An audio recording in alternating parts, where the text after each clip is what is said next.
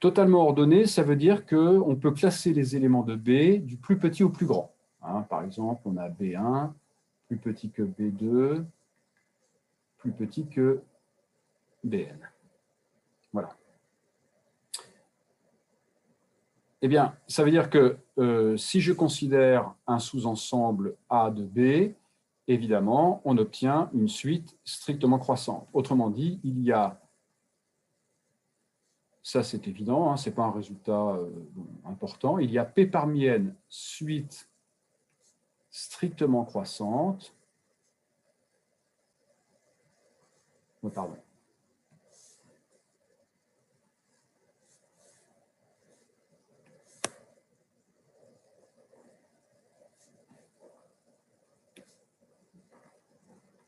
De P éléments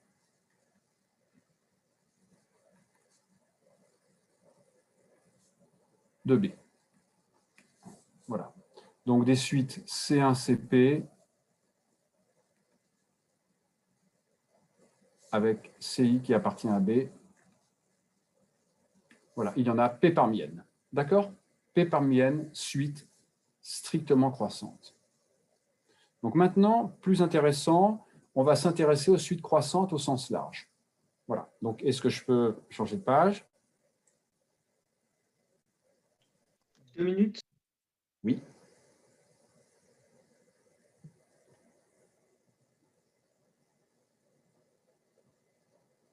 C'est bon pour moi, merci.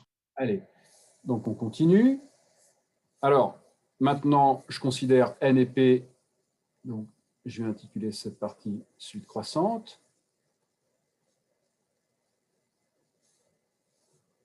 Donc, N et P, deux entiers naturels.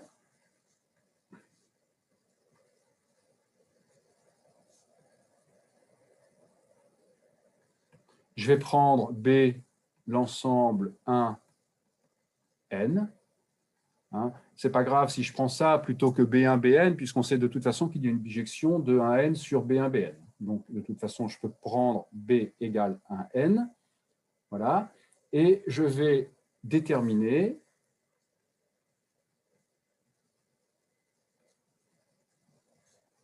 le nombre de suites croissantes au sens large. Hein, si je ne mets pas strictement, donc c'est au sens large. Donc, le nombre de suites que je vais noter, C1 inférieur ou égal à C2, inférieur ou égal à CP, donc de P éléments de B.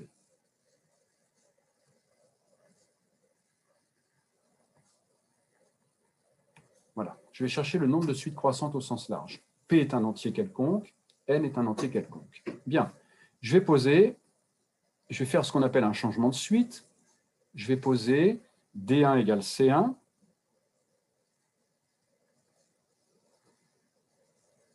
D2 égale C2 plus 1,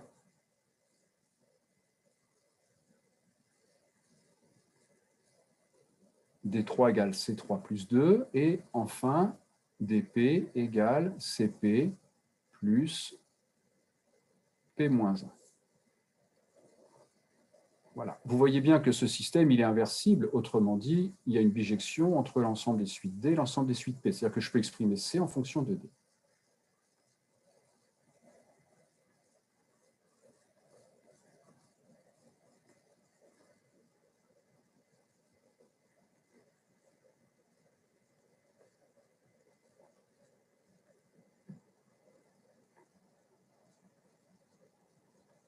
Bien.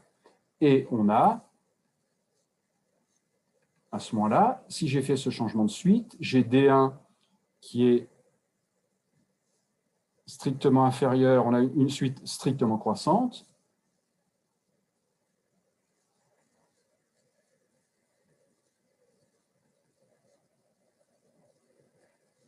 Et là, on a P éléments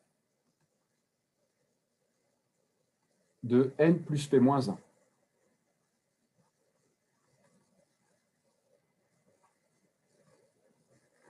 Voilà. On sait qu'il y a donc P parmi N plus P moins 1, telle suite.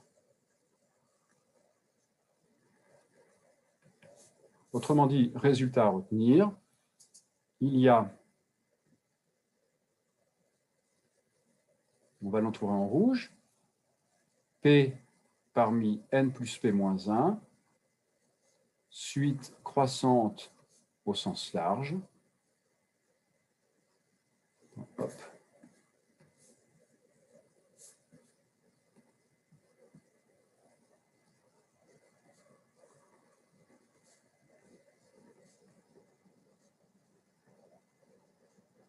De P éléments.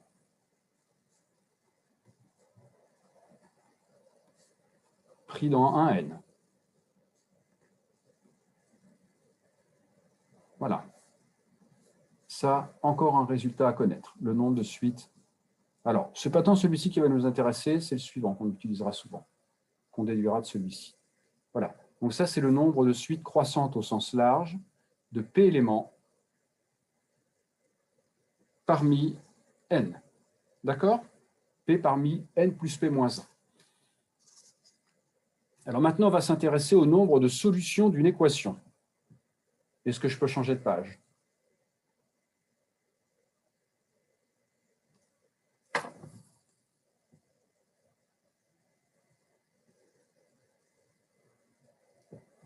Alors, je change de page.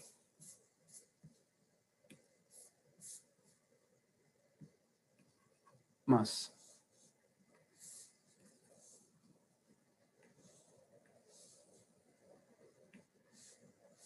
On va s'intéresser maintenant au nombre de solutions d'une équation.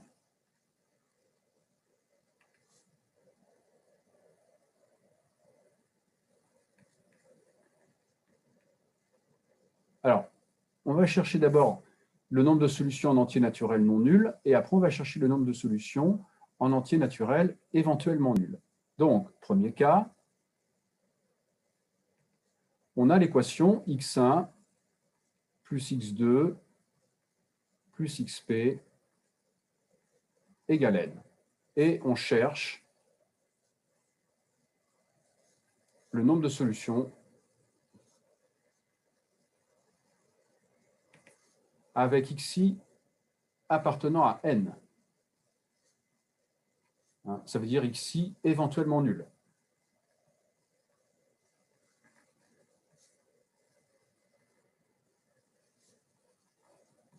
D'accord? On va chercher le nombre de solutions de cette équation. Bien. Donc, on va lui associer une autre suite, comme dans le cas précédent. On va poser, on va faire un changement de suite, on va poser y1 égale x1 plus 1, y2 égale x2 plus x1 plus 1, y3 égale x3 plus x2 plus x1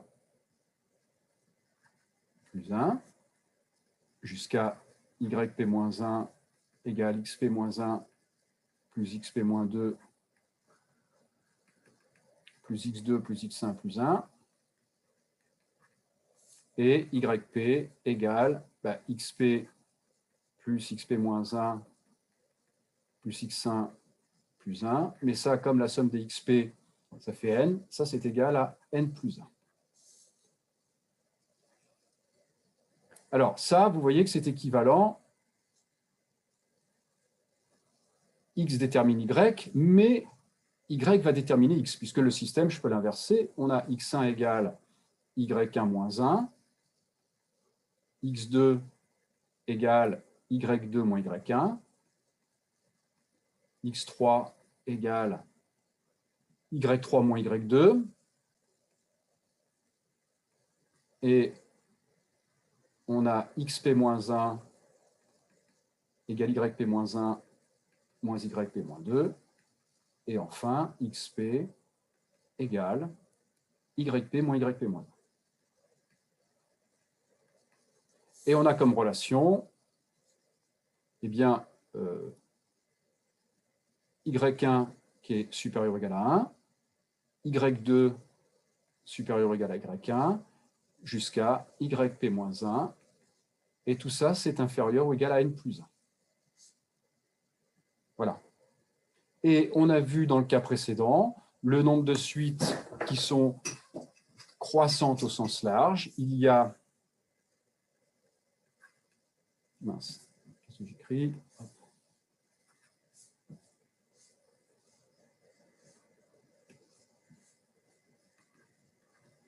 Tout à l'heure, on a dit, donc, dans la page précédente, je la remets, il y a donc, quand on a D1, dP, des suites au sens large, il y en a P parmi N plus P moins 1.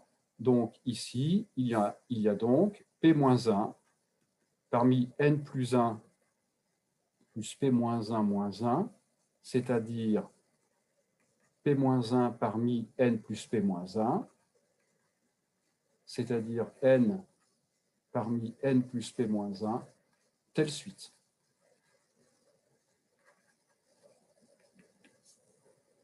Voilà. Alors, le résultat qu'on va encadrer, je vais changer de page. Mais j'attends. Est-ce que je peux changer de page? Attendez, s'il vous plaît. Oui. Un petit peu.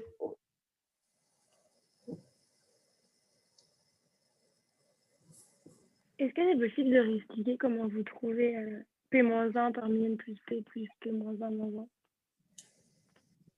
Oui, alors je vais changer, je vais retourner à la page précédente. On a dit que le nombre de suites croissantes C1, C2, CP pris dans 1N, c'est P parmi N plus P moins 1. Et donc, maintenant, j'applique ce résultat-là. On a des suites, vous voyez, croissantes, Y1, Y2 jusqu'à YP moins 1, pris dans 1N plus 1. Donc, il y a un P moins 1 parmi N plus 1 plus P moins 1 moins 1. J'applique la formule précédente. Et monsieur, Oui. on est à N plus P moins 1, ça fait 2N. Pardon? N plus P moins 1. Ça vaut pas 2N?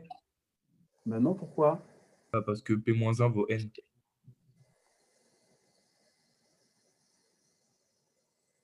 Ok, bah, je dois me tromper. Pourquoi P moins 1 vaut N? Je sais pas, parce que P moins... Où voyez-vous ça? Bah, P moins 1 parmi N plus P moins 1, et ensuite vous dites que c'est égal à N parmi N plus P moins 1. Du coup, peut-être je fais une mauvaise déduction. Mais non, mais c'est la propriété du... Je l'écris ici, P parmi N, propriété du coefficient binomial, c'est N moins P parmi N. Ah oui, d'accord. Oui, bah, j'ai oublié les propriétés. Ah oui, d'accord. Merci. Voilà, c'est simplement pour écrire plus simplement un petit peu. D'accord? C'est juste la propriété du coefficient binomial. D'accord, merci. Donc, je change de page.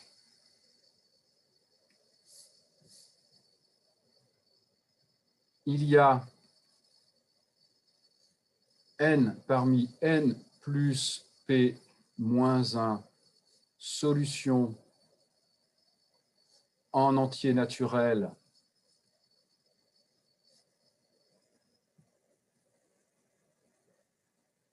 éventuellement nul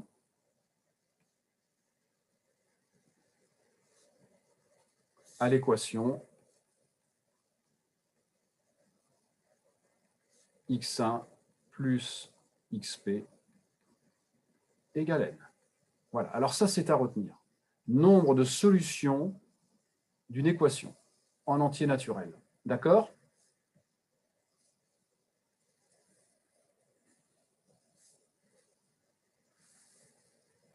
Est-ce que c'est compris? J'arrive pas à lire le mot derrière éventuellement. Pardon? Vous avez écrit quoi après éventuellement? Éventuellement nul. Pardon. Ah, d'accord. J'ai du mal à écrire avec mon machin là. Sur le plastique, c'est difficile. Ça glisse. Voilà. Éventuellement nul. Exemple. x1 plus x2 plus x3 plus x4 égale 20. Voilà. xi appartenant à n. I égale 1, 2, 3, 4. Allez, combien il y a de solutions? Donc là, on a bien x1 plus xp égale n. Eh bien, il y a 20 parmi 20 plus 4 moins 1, c'est-à-dire 20 parmi 23 solutions. 20 parmi 23. Ça fait donc 23 fois 22 fois 21 sur 3 fois 2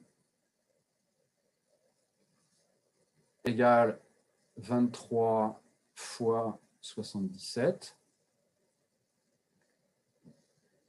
23 fois 77, je ne sais plus, mais je devrais le retrouver. 1771 solutions.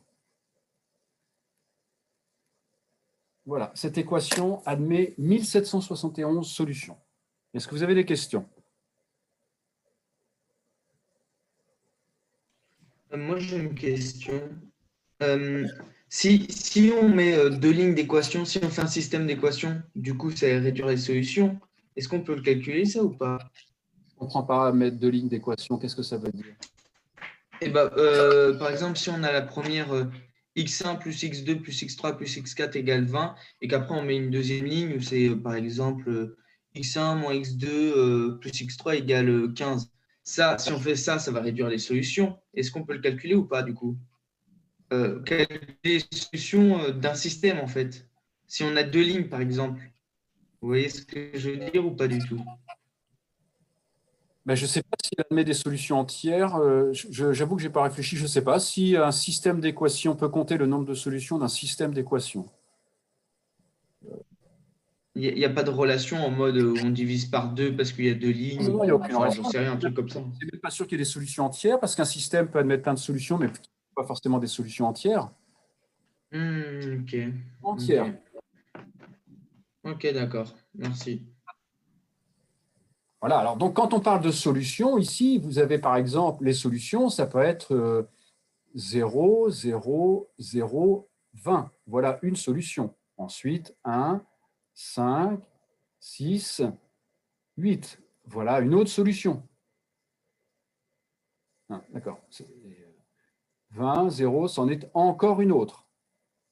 Donc, en tout, l'équation x1 plus x2 plus x3 plus x4 égale 20 admet 1771 solutions.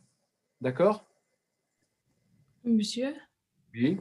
vous pouvez réexpliquer comment vous êtes passé de 20 parmi 23 à 13 fois 22 fois 21 sur 6? 13, non, c'est 23. C'est 23.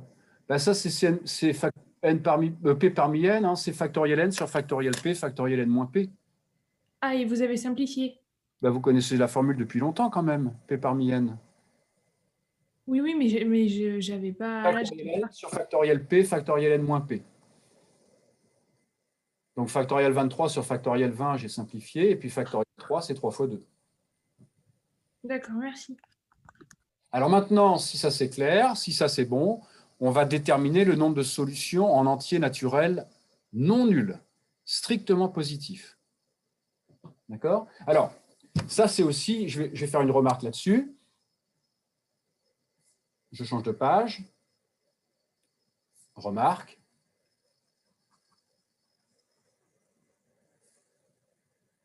C'est aussi le nombre de façons. Et tout ça, il faut bien comprendre, bien comprendre que c'est la même chose, de répartir n boules indiscernables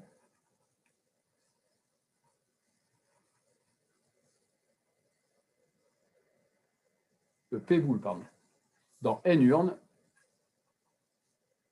Non, c'est n boules. Hop.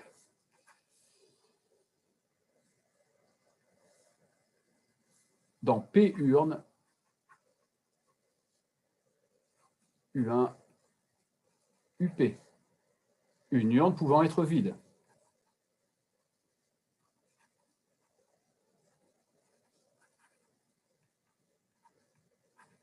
D'accord?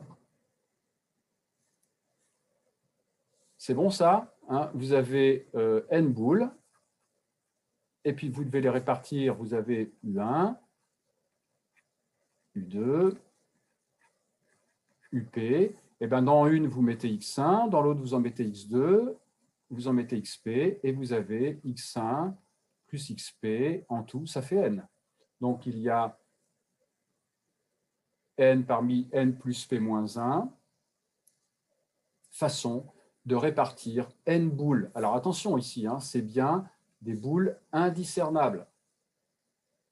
Dans P urnes, les urnes sont numérotées. D'accord? Monsieur, Oui. une question. Oui, oui. Si 20, 0, 0, tout à l'heure, si 20, 0, 0, 0 et 0, 0, 0, 20 peut compter comme deux solutions, et 5, 5, 5, 5, ça fait une solution ou ça fait quatre solutions? Non, ça fait une solution. Et Bon, ça. je ne comprends pas, on veut changer les 5 avec... on peut changer les places de 5 dans l'autre quand Mais il ne s'agit pas des places. Là, il ne s'agit pas de places. Il s'agit de compter le nombre de solutions en entier naturel. Et 5, 5, 5, 5, c'est une seule solution. Il n'y a pas un 5 qui est affecté, il n'y a pas 5 indice 1, 5 indice 2, et puis 5 indice 1 pourrait être pour x1 ou pour x2, pour x3, pour x4. Non, 5, 5, 5, 5 est une seule solution. Alors que 0, 0, 0, 20 et 20, 0, 0, 0 sont quand même deux solutions différentes. Ok, merci. D'accord?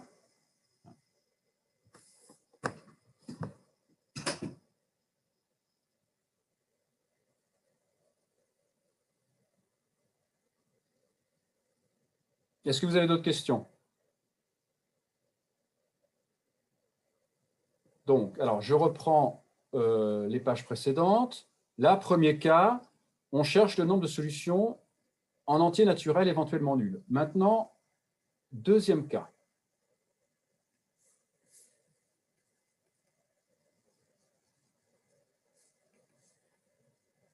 x1 plus xp égale n. Et on cherche maintenant le nombre de solutions en entier naturel non nul. D'accord? Donc, nombre de solutions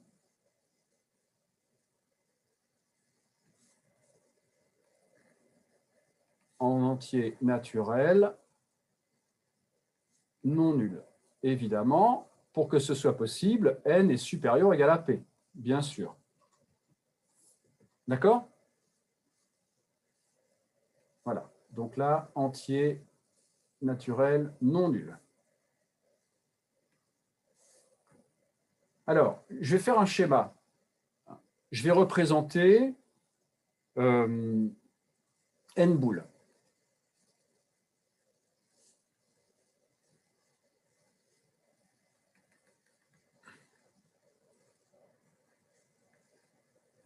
Voilà. Et je veux faire des paquets. Je veux résoudre l'équation, donc x1 plus xp égale n. Ça veut dire que je veux faire p paquets. Autrement dit, cela revient à placer des séparations, p moins une séparation,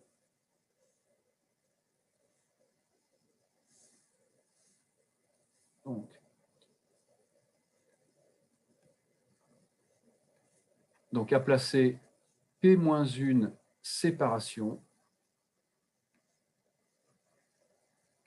dans n-1 intervalle.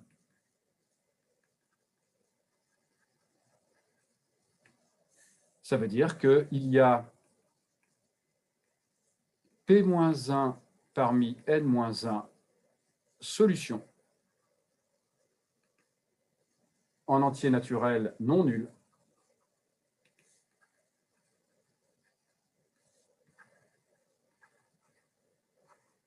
à l'équation x1 plus xp égale n.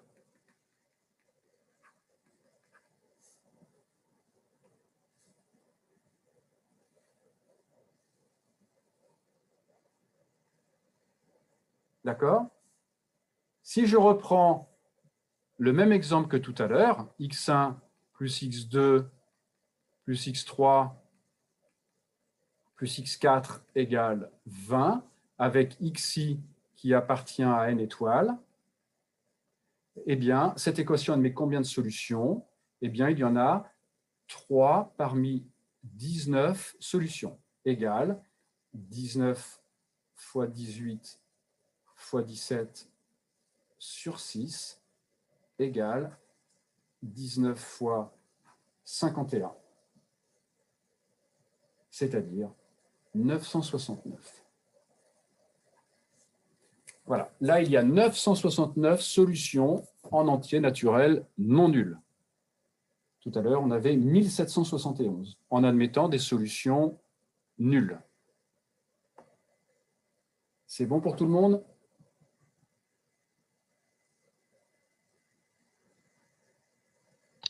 Monsieur, Oui.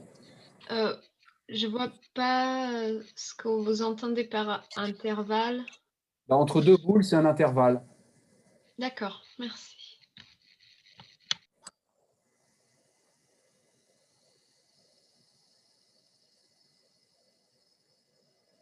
Et donc, je change de page. Donc, P-1 parmi N-1, c'est aussi le nombre de façons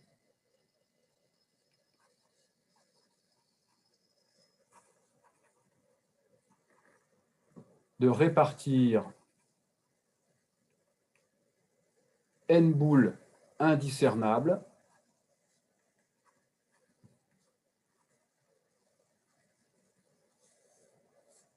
dans P urnes, chaque urne contenant au moins une boule.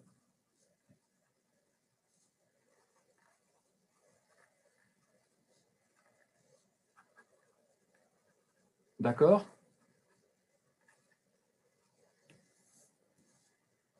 C'est bon ça pour tout le monde?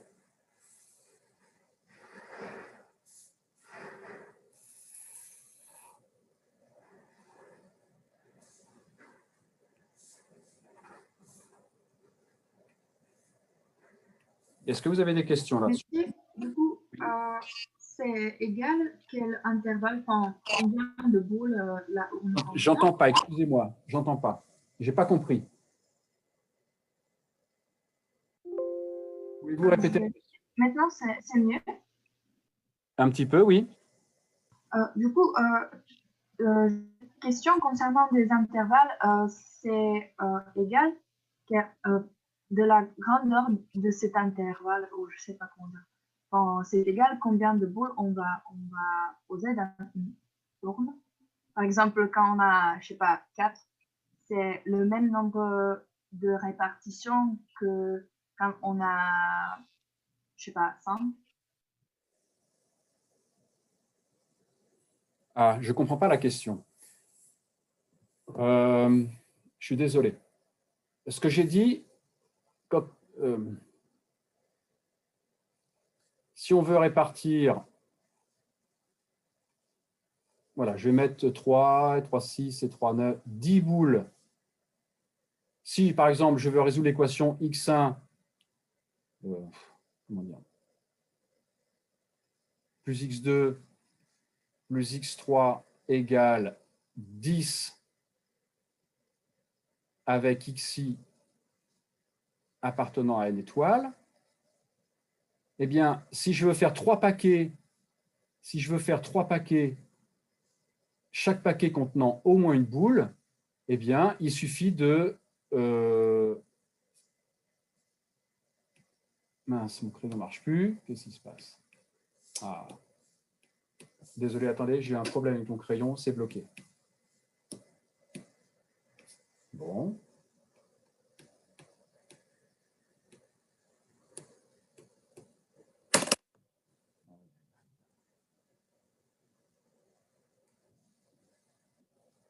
Ah, j'ai plus de crayon.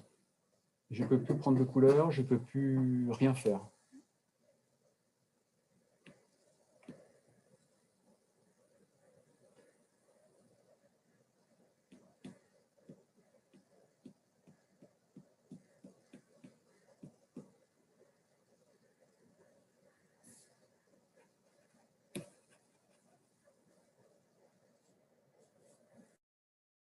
Ça vient.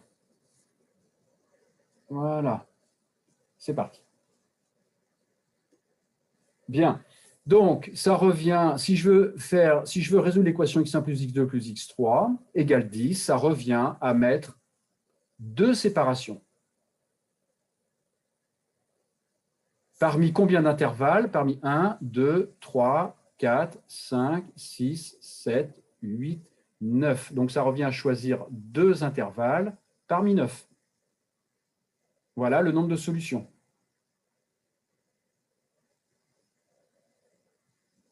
Est-ce que j'ai répondu à la question? Ah oui, j'espère. C'est bon ou pas? Je ne sais pas. Est-ce que j'ai répondu? Par contre, si je veux résoudre l'équation x1 plus x2 plus x3 plus x4 plus x5 égale 10, si je veux faire 5 paquets, et alors là, il faut choisir 4 intervalles. Voilà. Et si je choisis 4 intervalles, je fais bien x1, x2, x3, x4, x5. J'ai bien 5 entiers naturels non nuls.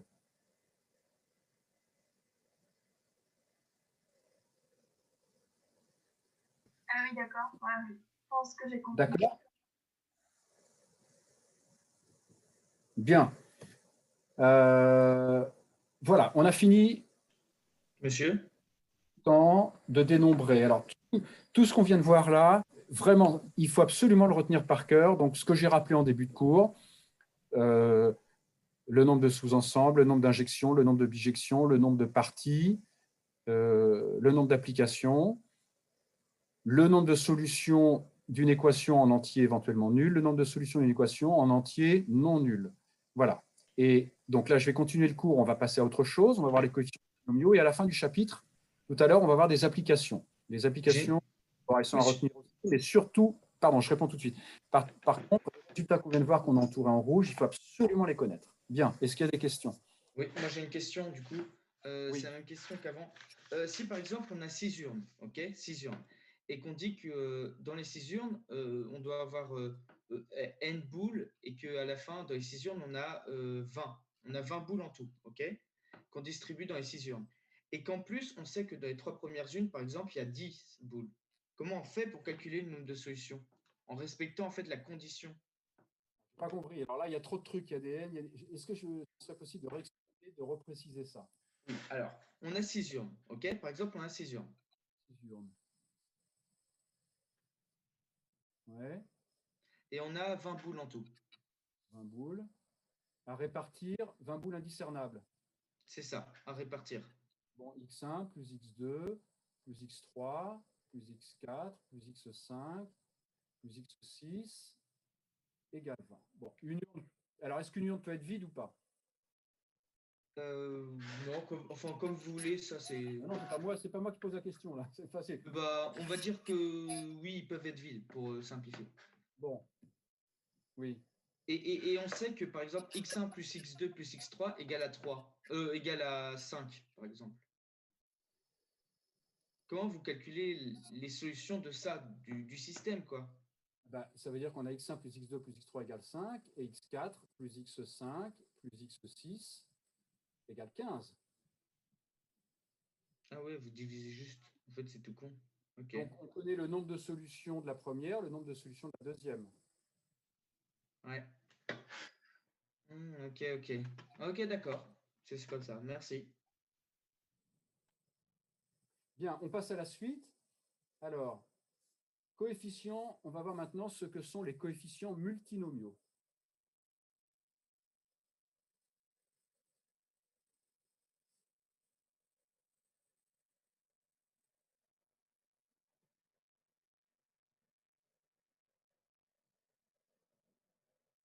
Coefficients multinomiaux. Donc, je considère n entier, n1, np, pardon.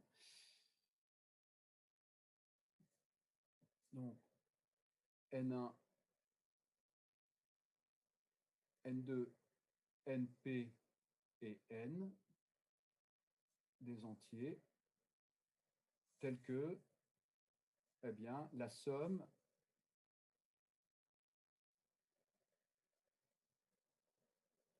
égale n. D'accord?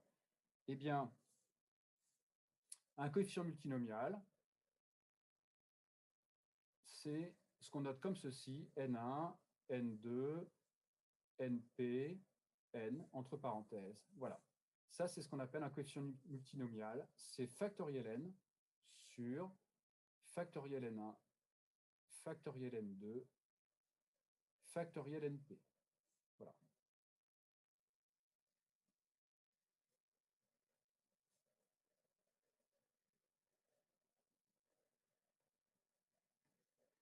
Alors, exemple, ben, quand on en a deux, N1, N2 tel que N1 plus N2 égale N, ben, on a un coefficient binomial. N1, N2, c'est factoriel N sur factoriel N1, factoriel N2. Ben, ça, vous savez, c'est factoriel N sur factoriel N1, factoriel N-N1. C'est tout simplement N1 parmi N. Voilà. Donc, multinomial, ça généralise la définition. Donc, ce n'est pas un exemple, c'est plutôt une remarque.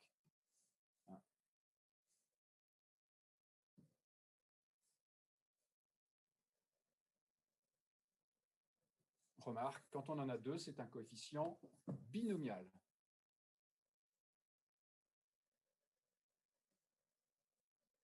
D'accord? Coefficient binomial. Quand il y en a plusieurs, coefficient multinomial. Alors, on va voir à quoi ça sert. D'accord? Alors, un exemple plus simple, c'est quand on veut calculer le nombre d'anagrammes. Le nombre d'anagrammes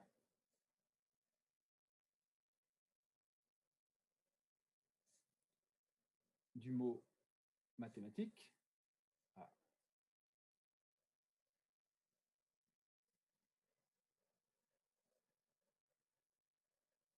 Eh bien, dans ce mot, il y a 12 lettres. Voilà. Mais il y a 2 M, 2 A, 2 T, 2 E, et sinon 1, 1, 1, 1. Voilà. Voilà le nombre d'anagrammes du mot mathématique. D'accord? Factoriel 12 sur factoriel 2, factoriel 2, factoriel 2, factoriel 2. 29 937 600.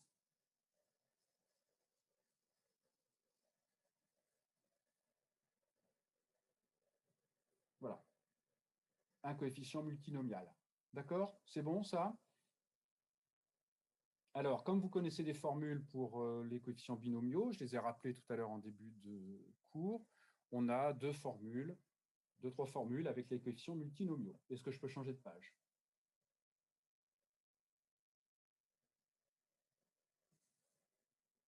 Alors, proposition.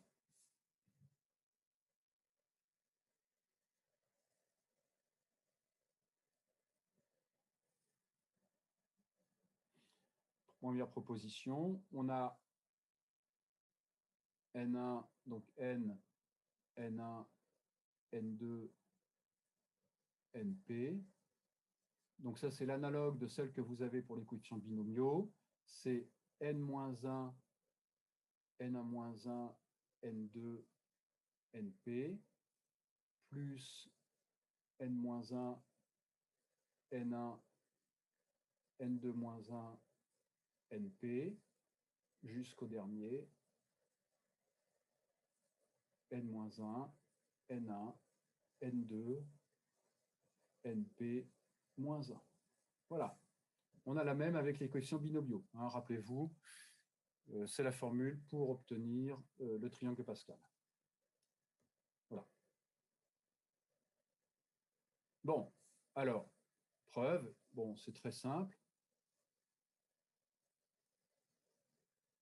Je commence par écrire le terme de droite, factoriel n-1 sur factoriel n1-1, n2, np, plus le deuxième, factoriel n1, factoriel n2-1, factoriel np, et jusqu'au dernier.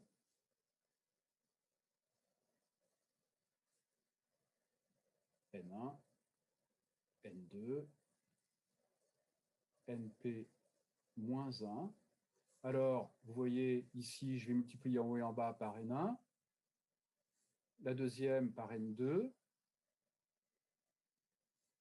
la dernière par NP. Mince, je le réécris, c'est mal.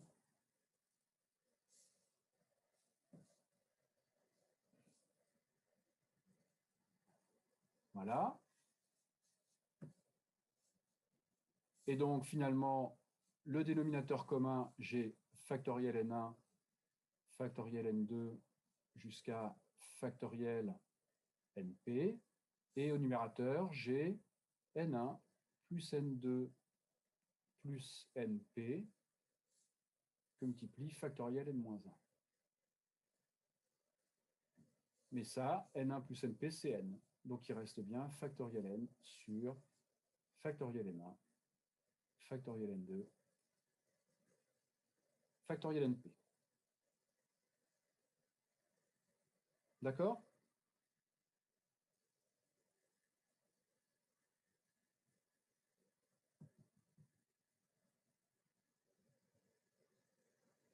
Bien. Je change de page. Non, je vais la écrire ici. Une autre proposition.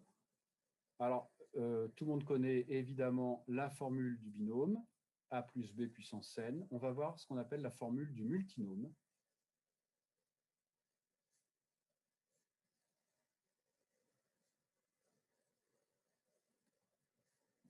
Alors, x1 plus x2 plus xp à la puissance n égale. Alors, elle paraît barbare, mais elle est simple à retenir. Somme sur toutes les entiers n1 plus n2 plus np égale n, le coefficient multinomial n1, n2, np, x1, n1, x2, n2, xp, np. Voilà. C'est comme la formule du binôme, hein. Somme, un coefficient binomial, et puis xk, ak, bn-k. À chaque fois qu'on a ak, bn-k, la somme des exposants fait n. Et bien ici, c'est pareil. La somme des exposants, remarquez ici, ça fait n. Voilà. Donc on n'a que des termes de ce qu'on appelle des termes de degré n. C'est une formule homogène de degré n. Il n'y a que des termes de degré n. Alors, je vais pas la démontrer. Elle se démontre par récurrence. Elle n'est pas compliquée, simplement, vous m'en voudrez pas si je le fais pas, parce que sur ce tableau où l'écriture est pas simple, il y a beaucoup d'indices, et puis j'ai pas énormément de place sur ma petite tablette. Donc, j'ai pas énormément de place pour écrire. Or, ça se démontre par récurrence, et il faut quand même de la place avec beaucoup d'indices, des changements d'indices. J'ai peur que si je le fais, là, ça ne va pas être très simple. Ça va pas être, vous n'allez pas bien voir. Donc, ça se démontre par récurrence. Si vous voulez une démonstration par récurrence, je peux vous en écrire une et puis vous l'envoyer. Mais là, je ne vais pas le faire sur la tablette. Par contre, une remarque. On va l'écrire en rouge parce qu'elle est importante. Il y a combien de termes dans cette somme? Eh bien, il y en a autant que de solutions en entier naturel éventuellement nul de n1 plus n2 plus np égale n. Donc, il y a dans cette somme, on l'a écrit tout à l'heure, n parmi n plus p moins 1.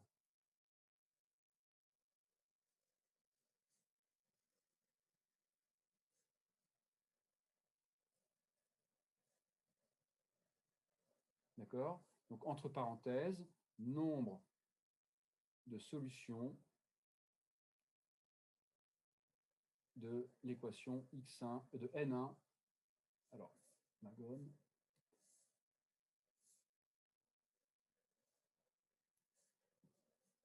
De n1 plus n2 plus np égale n en entier naturel.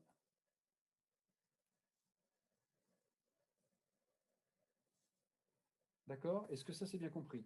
Formule du multinôme.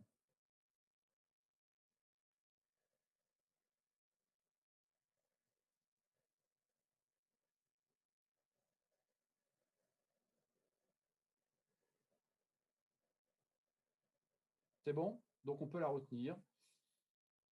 Voilà. Donc, maintenant, là, on a terminé le chapitre. On va voir 3 applications très classiques et très importantes. La première, c'est les suites de 0 et de 1. La deuxième, c'est le nombre de chemins pour aller d'un point à un autre. Alors ça, il faut savoir faire ça, calculer le nombre de chemins pour aller d'un point à un autre. Et la dernière, on ne l'a pas fait en cours parce que c'est plus compliqué. On a vu le nombre d'injections et le nombre de bijections. Et là, troisième application, on va dénombrer le nombre de surjections. Ça, c'est plus difficile. Bien, donc je change de page. Et application.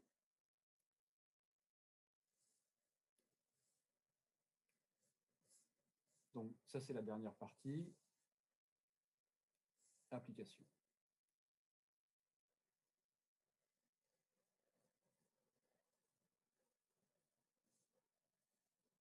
La première application, c'est ce qu'on appelle les suites de caractères ou les suites de 0 et 1.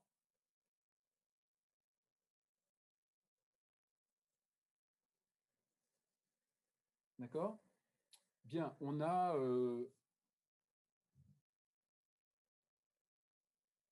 M0 et N1 qu'on met les uns à la suite des autres. D'accord? Voilà, une suite de caractères, on a M0 et N1. On cherche, par exemple, le nombre. Alors, on appelle ça le nombre de séquences. Ça, c'est une séquence. Dans lesquelles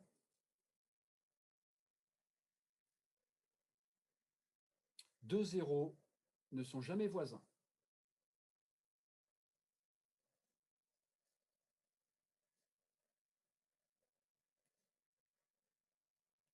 Il n'y a jamais 2 zéros consécutifs. Donc évidemment, là, vous voyez, là, il y a 2 zéros consécutifs. Donc ça, ce n'est pas une bonne séquence.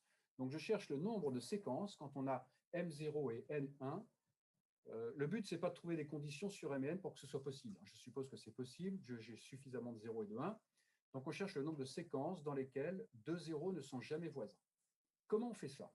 Et puis ça peut s'appliquer après à plein d'exercices. Et vous qui verrez dans la feuille d'exercice que je vous ai envoyée. Le plus difficile, après, c'est de savoir est-ce que c'est une injection, un nombre de suites, un nombre de bijections, un nombre de sous-ensembles, un nombre de solutions. C'est peut-être ça le plus difficile après, c'est d'adapter. Mais ça, c'est quelque chose, un résultat relativement classique, le nombre de suites de caractères. Bien, je vais appeler X1. Ma séquence, je vais la noter comme ceci. X1, 0, X2, 0, X3, 0. Alors, des 0, il y en a M, donc XM, 0, XM plus 1. D'accord? Donc, j'appelle X1 le nombre de 1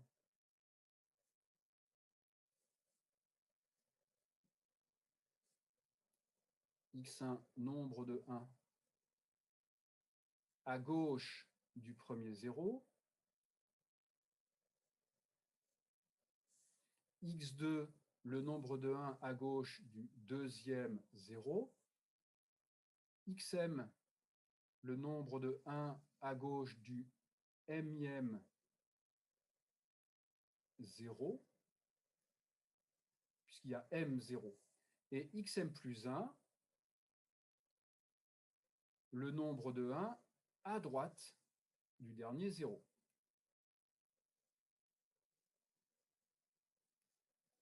D'accord? Et on cherche le nombre de séquences dans lesquelles deux zéros ne sont jamais voisins. On a donc comme condition sur les xi, x1, peu importe que je commence par un 0 ou un 1, voilà.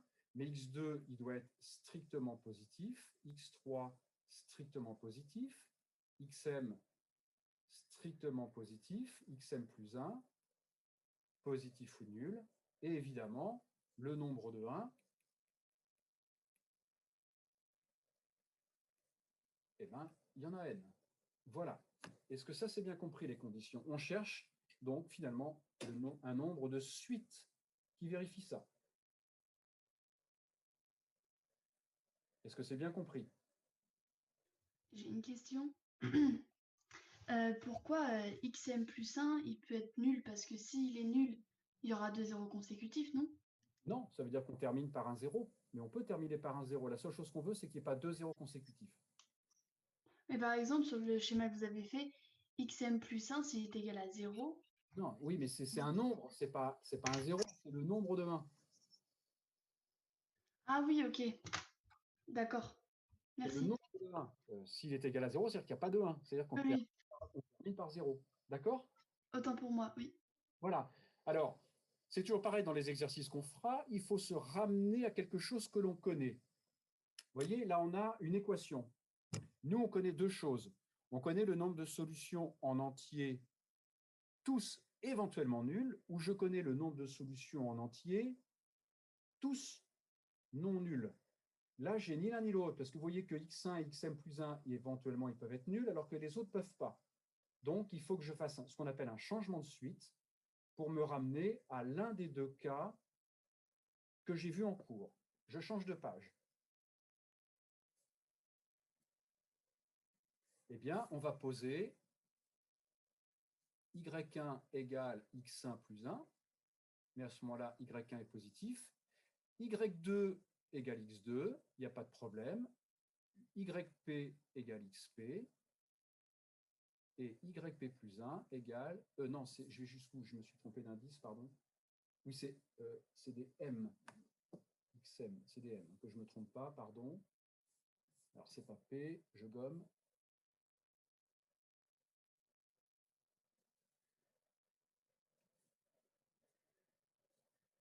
ym égale xm et ym plus 1 égale xm plus 1 plus 1. Donc là, évidemment, tout cela, ils étaient positifs. Et comme ym plus 1, c'est xm plus 1 plus 1, c'est positif. Et on a y1 plus y2 plus ym plus 1. C'est la somme des xi plus 2. Et si je reviens à la page précédente, la somme des xi, c'était n. Donc égale n plus 2.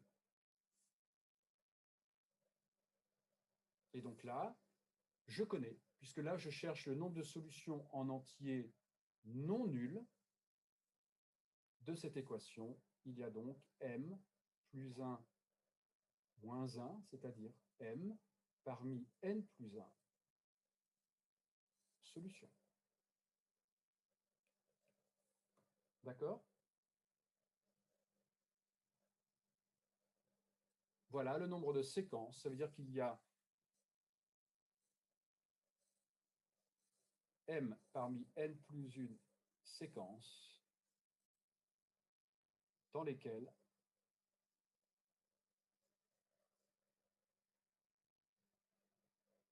deux zéros ne sont jamais voisins.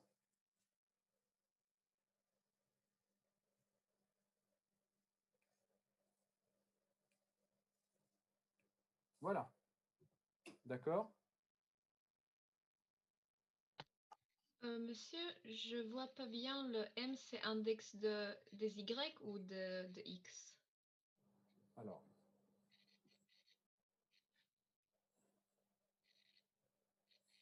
m et x, c'est la même chose. Hein.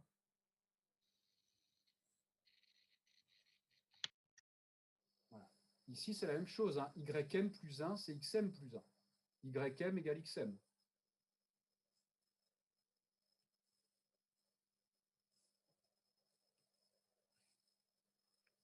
Puis sur la page d'avant, c'était que des N. Oui, des M. Alors, dans la page d'avant, on a bien x1, x2, xm. On a des m pour les x. M, c'est le nombre de 0. Donc, xm, c'est le nombre de 1 à gauche du mième 0, xm plus 1, le nombre à droite du dernier 0, c'est-à-dire du mième 0.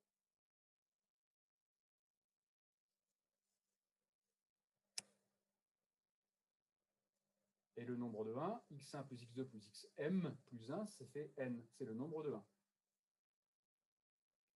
Et donc, y, c'est mon changement de suite. Donc, il a les mêmes indices que x.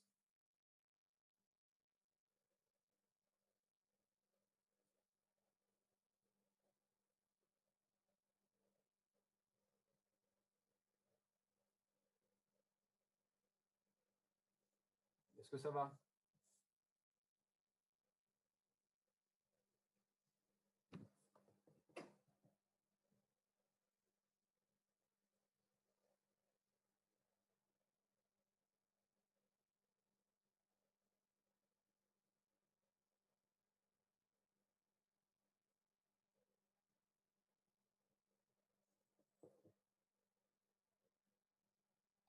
Monsieur, Oui. je comprends pas trop parce que imaginons qu'on ait rajouté un +1 à toutes les lignes, même si ça sert à rien. Du coup, on aurait obtenu que la somme des y, ça fait n plus m+1 ou un truc comme ça. Du coup, ça change le nombre de solutions. Je comprends pas. Reprenez. Qu'est-ce que ça veut dire quoi rajouter à toutes les lignes? Où ça? Parce que dans le système là qu'on voit, on a rajouté +1 à la première et à la dernière ligne parce que c'était Ouais. pas forcément supérieur à 0. Et du coup, si on rajoutait un +1 à toutes les lignes, Oui. on obtiendrait que la somme, ça fait n Non, parce que plus si je n rajoute, plus 1. non, si je rajoute +1 à toutes les lignes, ça donnerait quoi? J'aurais y2 strictement plus grand que 1. Mais je ne connais pas le nombre de suites qui vérifie ça.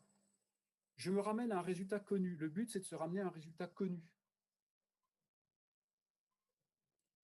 Oui, mais si c'est strictement plus grand que 1, c'est aussi strictement plus grand que 0. Je reviens ici. Je cherche ça avec cette condition-là. Moi, je connais deux choses. Et donc, vous connaissez deux choses. Le nombre de solutions en entier éventuellement nul, ce qui n'est pas le cas ici. Et je connais le nombre de solutions en entier non nul, ce qui n'est pas le cas non plus ici. Donc, il faut que je me ramène à l'un des deux. J'aurais pu faire deux choses. J'aurais pu faire une autre chose.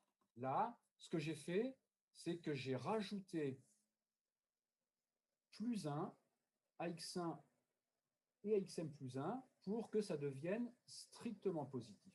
D'accord? Et là, je me ramène, c'est ce que j'ai fait, et je me ramène à un nombre de solutions que je connais.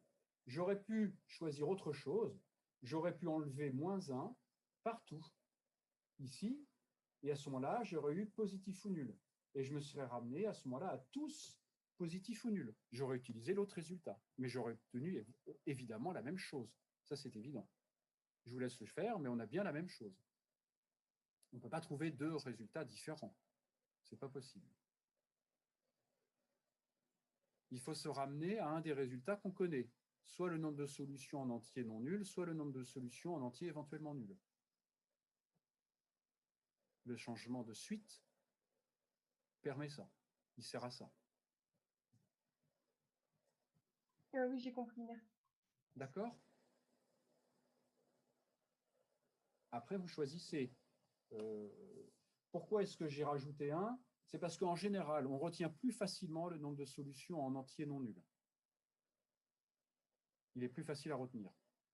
P-1 parmi n-1 plutôt que n parmi n plus P-1. Voilà. C'est pour ça que j'ai privilégié ici de rajouter 1 à x1 et à xm plus 1 pour me ramener à des entiers non nuls.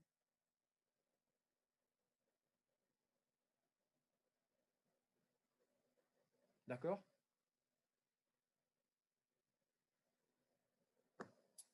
Je change de page et deuxième application.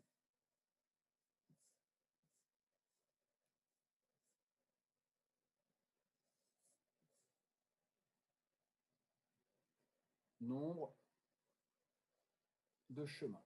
Alors, moi, je vais voir un type de chemin particulier. Dans des exercices, parfois, ça peut être d'autres chemins. Voilà. Donc, on a un quadrillage. Voilà. On part de haut. Donc, le quadrillage. Alors, moi, ça ne va pas être très propre, mais soyez indulgents, parce que écrire sur mon machin, là, j'aime pas ça, puis c'est pas terrible. Mais enfin bon.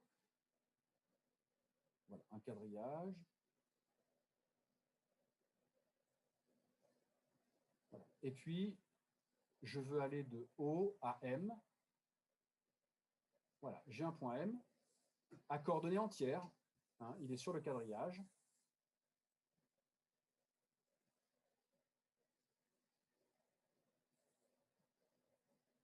Et ce qu'on appelle chemin, c'est une ligne polygonale où je vais toujours vers la droite, et c'est ça un chemin. Soit j'augmente de 1, vous voyez, soit en diagonale. Voilà, ça c'est un chemin. Tout le monde comprend? D'accord? Et je veux aller jusqu'à n.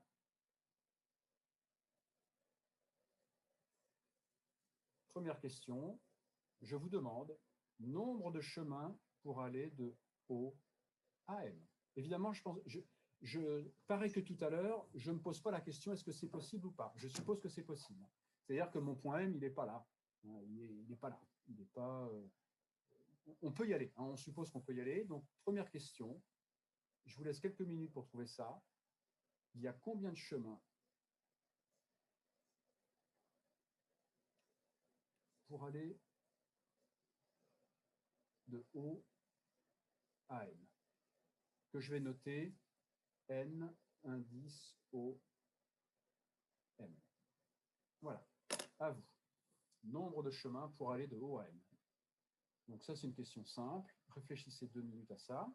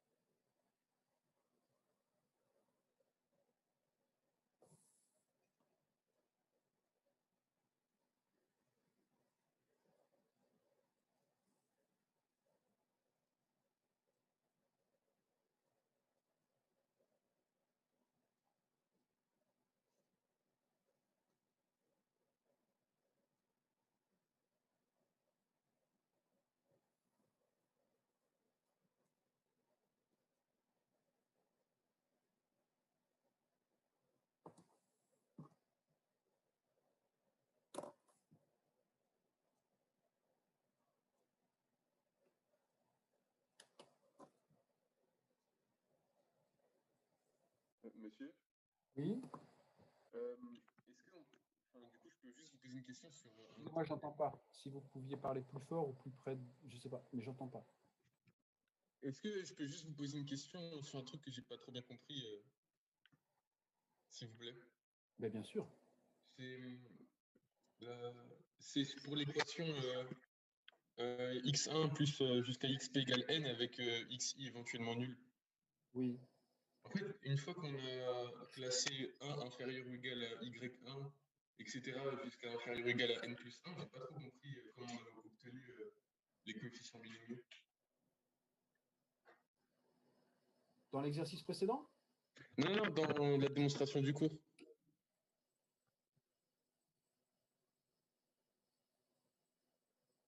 Non, oui, dans la démonstration du cours. Ici? Non, encore avant. Ouais, là, voilà. Oui, là. En fait, j'ai compris jusqu'à 1 inférieur ou égal à y1 inférieur ou égal à y2 jusqu'à n plus 1, mais ensuite, j'ai pas compris comment vous avez fait. Ça, alors à partir de où? Ici, je cherche le nombre de solutions en entier éventuellement nul de cette équation. D'accord? On a vu avant, on connaît le nombre de suites croissantes. Donc, j'ai transformé cette suite en une suite croissante. Donc, voilà, je pose. Là, ici, les conditions, c'est... j'écris en rouge. Là. Ici, les conditions que je cherche, c'est x1 positif ou nul, x2 positif ou nul, xp positif ou nul. D'accord? Oui? Oui, oui, oui, oui. Bien. Je vais essayer de me ramener au cas précédent. Le cas précédent, c'était le nombre de suites croissantes. Donc, je pose y1 égale x1 plus 1. Ça, c'est bien supérieur ou égal à 1. y2, je pose x2 plus x1 plus 1. C'est bien supérieur ou égal à y1. Oui. y3, ça va être y3, c'est supérieur ou égal à y2. Voilà. Donc, j'obtiens une suite croissante. On a donc y1, yp-1, suite croissante d'éléments qui sont dans 1, n plus 1. Mais c'est ça que j'ai pas trop compris. Comment vous avez fait pour savoir que c'est dans 1 à n plus 1?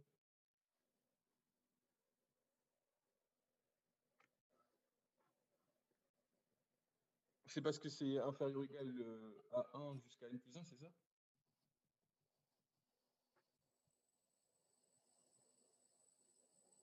Parce que x1 plus xp, c'est n. Oui. x1 plus xp, c'est là. C'est l'équation du début. C'est égal à n. Donc yp, le dernier, il est bien égal à n plus 1. Ah ok, oui, ouais, c'est bon, d'accord. Et yp, c'est inférieur à yp moins 1, c'est inférieur à yp. Égal. Ok, oui. Ah, je vois, c'est bon. D'accord? Oui, merci. Voilà. Donc, on revient.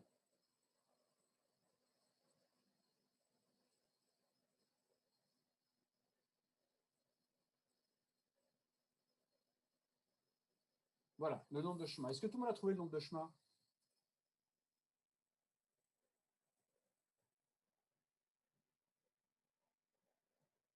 Combien avez-vous de chemins? J'aimerais voir des réponses. Combien avez-vous de chemins pour aller de O à M?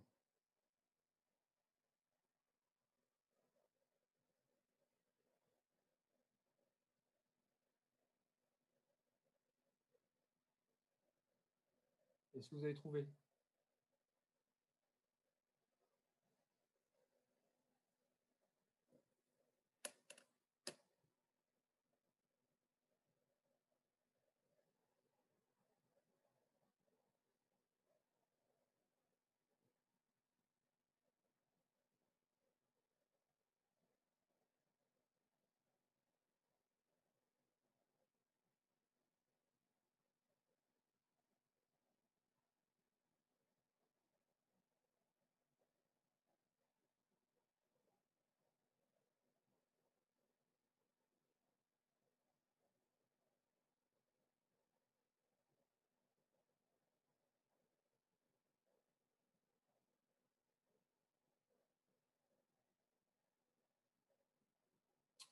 P-1 parmi N-1.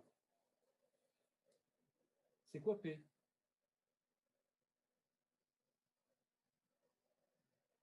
C'est quoi P? Le nombre de... Il n'y a pas de P dans les... Non, moi je sais pas. 2 puissance n plus 2 puissance n. Non plus.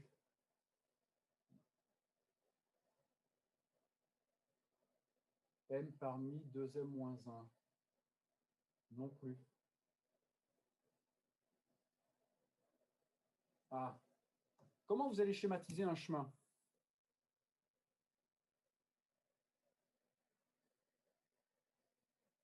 Si vous aviez à communiquer avec le moins de mots possible un chemin à quelqu'un, voilà. Comment est-ce qu'un chemin M parmi N? Non plus.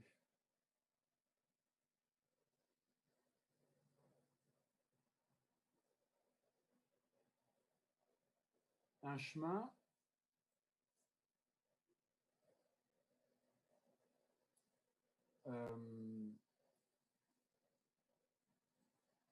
est caractérisé, par exemple, une suite de plus 1 ou moins 1. Hein, parce que soit je monte, soit je descends. Je fais toujours un pas vers la droite. Donc, un chemin, c'est tout simplement un truc comme ça. 1, moins 1, moins 1, 1, moins 1, 1. D'accord? J'ai combien de cases dans ce que j'ai écrit?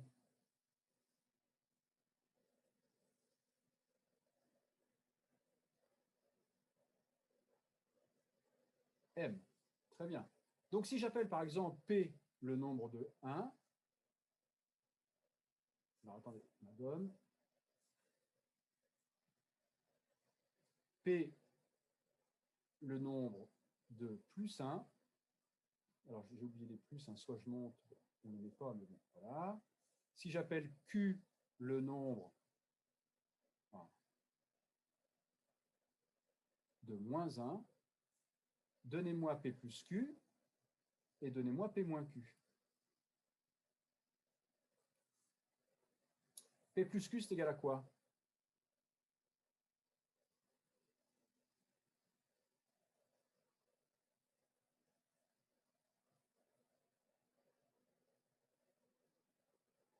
M, très bien.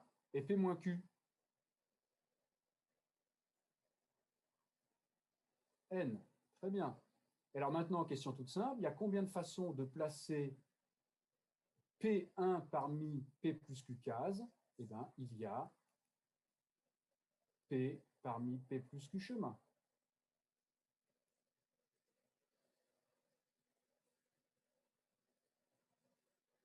C'est-à-dire, P plus Q, c'est M, et P, N plus M sur 2. C'est aussi égal à Q, c'est M moins N sur 2, parmi M. Voilà le nombre de chemins de O à M.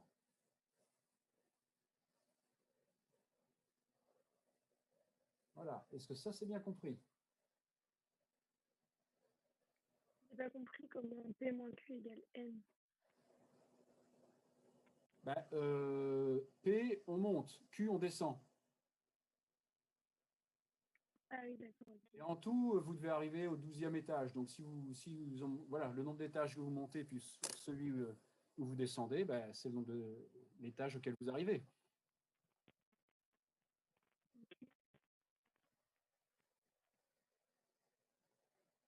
D'accord? Est-ce que vous avez des questions sur ça, le nombre de chemins pour aller de O à M? Bien, je continue. Je change de page.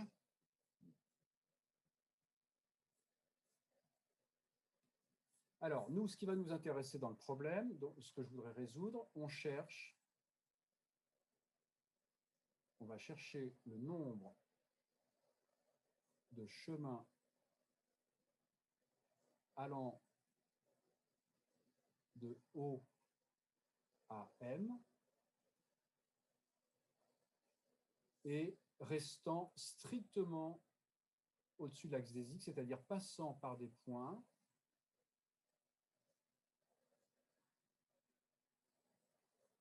à ordonnées strictement positives.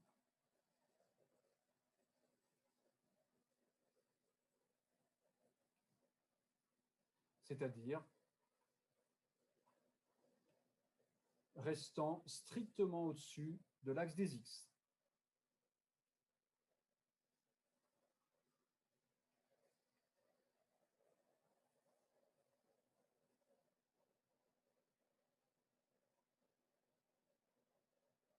D'accord? Voilà.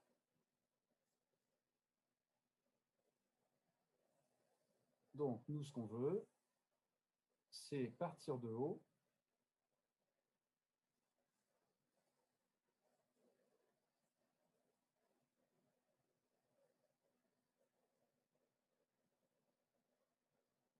arriver ici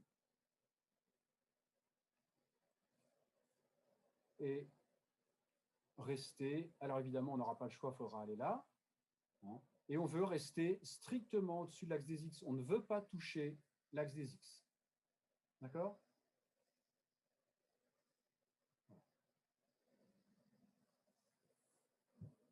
Alors, je ne vais pas le faire maintenant parce que c'est assez long. Il y a plusieurs calculs à faire. On va s'arrêter. Vous pouvez réfléchir. Donc, c'est ce qu'on va déterminer la prochaine fois. Le nombre de chemins pour aller de O à M, passant par des points à ordonnées strictement positives. D'accord? Voilà. Avez-vous des questions sur ce qu'on a fait ce matin?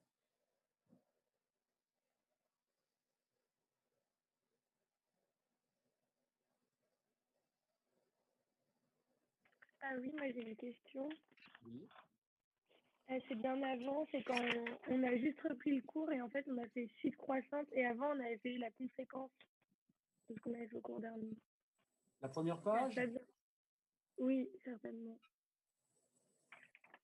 Je n'arrive pas bien à cerner la différence entre, du coup, la conséquence de ce qu'on a fait la dernière fois et les suites croissantes. Parce qu'à partir du moment où on choisit un ensemble, si l'ensemble il est ordonné, si l'ensemble il est totalement ordonné, eh bien, un sous-ensemble, c'est une suite strictement croissante, puisque tout sous-ensemble sera ordonné. D'accord, et pourquoi on n'obtient pas le même résultat? Comment? Pardon. Pourquoi on n'obtient pas le même résultat qu'avec les suites croissantes, du coup? Comment ça? Je ne comprends pas. J'ai bien écrit qu'il y a P parmi N, suite strictement croissante. C'est bien le même résultat que… oui, qu'avant, oui. Voilà, là j'ai mis P parmi N le nombre de parties, et puis j'ai bien P parmi N le nombre de suites strictement croissantes. C'est bien le même résultat. Oui, après on a fait suite croissante et on obtient… Oui, parce qu'après c'est suite croissante au sens large. Ce n'est pas la même chose des suites strictement croissantes et des suites croissantes. Ah d'accord, c'est que dans les suites croissantes au sens large, elles sont… enfin, c'est pas toujours croissant, ça peut être un moment décroissant. Non, j'ai mis supérieur ou égal. J'ai mis supérieur ou égal ici. Ah oui, d'accord, ok. Ah ok.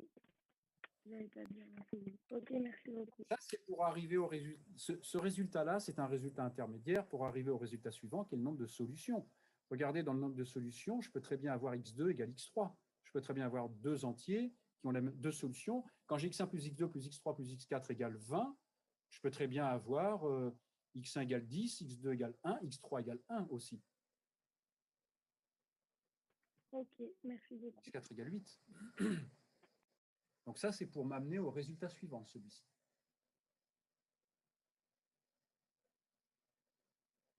D'accord, ok. Bon, merci beaucoup. Bon appétit. S'il n'y a pas d'autres questions, puis à demain. Au revoir. Au revoir.